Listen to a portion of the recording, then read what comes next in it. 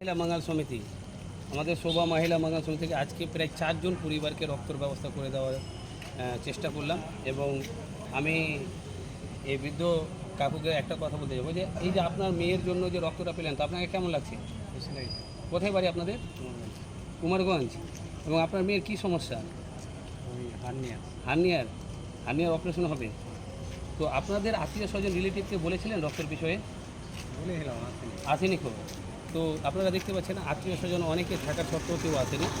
আমাদের শোভা মহিলা মঙ্গল সমিতি যোগাযোগ করেছে এবং এর আগে একটা রক্ত করে দিলাম এবং আর একটা রক্ত দরকার ছিল, সেটাও আমরা করে দিতে পারলাম।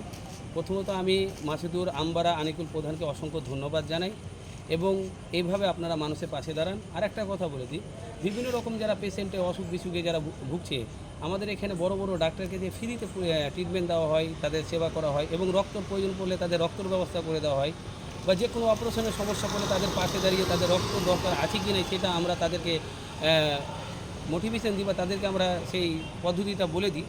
তো আমরা চাইবো যে এরকম কাকু যে এই রক্তর জন্য ব্লাড ব্যাংকে যে কিছু বুঝে না, তারা এসে অনেকটা হ্যারাসমেন্ট হয়, তো আমরা তাদের পাশে দাঁড়ানোর চেষ্টা করছি।